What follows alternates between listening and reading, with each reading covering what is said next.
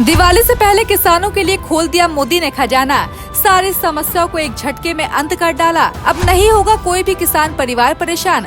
हो गया तगड़ा काम। एक नहीं 42,000 करोड़ का दिया मोदी ने तोहफा। लोन से लेकर कई सुविधाओं को मोदी ने कर दिया आसान। अब बच्चों को पढ़ाने के लिए नहीं होगा किसान परिवार परेशान। किसानों की भर दी मोदी ने झोली। अब नहीं होगी कोई भी परेशानी।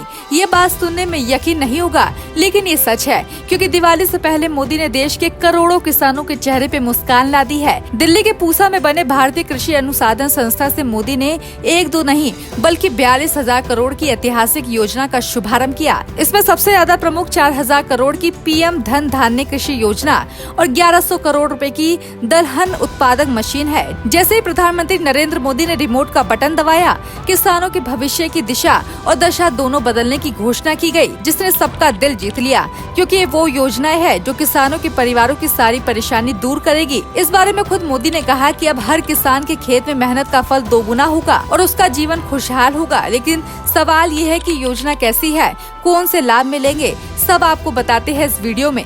दरअसल पीएम धन धान्य कृषि योजना का लक्ष्य देश के 100 आकांक्षी जिलों को विकास की मुख्यधारा से लाना है।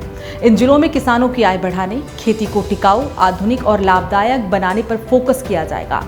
खबर है कि योजना के तहत न केवल कृषि उत्पादकता में सुधार होगा, बल्कि फसल विविधीकरण, सिंचाई सुविधाओं का विस्तार, भंडारण क्षमता में बढ़ोतरी और लोन तक आसान पहुंच सुनिश्चित की जाएगी। खास बात यह है कि इन जिलों के सभी पात्र किसानों को पीएम किसान योजना के तहत सालाना 6,000 रुपए की आर्थिक मदद भी मिलती रहेगी। बता दें कि मोदी ने सिर्फ धन धान्य योजना ही नहीं बल्कि कृषि, पशुपालन, मत्स्य पालन और खाद्य प्रसंस्करण के क्षेत्र में भी 5,450 करोड़ रुपए की परियोजनाओं का शुभारंभ किया।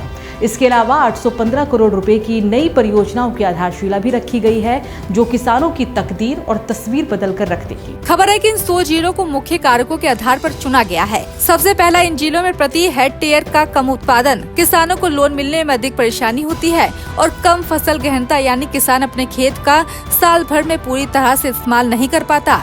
सरकार का लक्ष्य है कि इन पिछड़े जिलों पर ध्यान केंद्रित कर कृषि के विकास को बढ़ावा देना। रिपोर्ट्स की माने तो बेंगलुरु और जम्मू कश्मीर में कृत्रिम गर्भधारण प्रशिक्षण केंद्र, असम में IVF लैब, इंदौर और भीलवाड़ा में दूध पाउडर संयंत्र, तेजपुर में प्रधानमंत्री मत्स्य संपदा योजना के तहत मछली चारा संयंत्र और देश भर में कोल्ड चेन और मूल्यवर्धन इंफ्रास्ट्रक्चर। बताया जा रहा है कि ये सभी प्रोजेक्ट देश के ग्रामीण ढांचे को मजबूत करेंगे और लाखों किसानों को रोजगार और आत्मनिर्भरता के रास्ते पर भी आगे बढ़ाएंगे।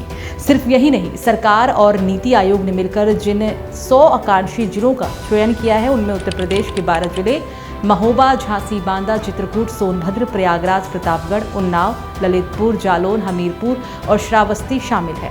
यूपी के बाद महाराष्ट्र के 9, मध्य प्रदेश और राजस्थान के 8 और बिहार के 7 जिले भी इस योजना में शामिल किए गए हैं। इन जिलों में किसानों की आय अभी राष्ट्रीय औसत से काफी कम है। मोदी सरकार का लक्ष्य है कि 2030 तक ये सभी जिले राष्ट्र के किसान विकास मॉडल बने। आपको बता दें कि पीएम धन धान्य योजना के तहत किसानों को 11 मंत्रालयों की 36 योजनाओं को लाभ एक साथ मिलेगा। लगभग 1 करोड़ 7 लाख किसानों को सीधा फायदा होगा। दलहन उत्पादक मशीन के तहत किसानों को 126 लाख क्विंटल प्रमाणित बीज और 88 लाख बीज किट मुफ्त दिए जाएंगे। इसके अलावा किसानों को अगर फूड प्रोसेसिंग यूनिट लगाना चाहते हैं तो उन्हें 25 लाख रुपए तक की सब्सिडी मिलेगी, जो किसानों के लिए किसी बड़ी राहत से कम नहीं है। यानी दिवाली के आसपास किसानों को डबल गिफ्ट मिलने की संभावना है। एक तरफ धन धान्य योजना का लाभ, दूसरी तरफ किसानों का सम्मान निधि का पैसा भी आ सकता है। सरकार के इस फैसले पर आपका क्या कहना है, हमें जरूर बताएं।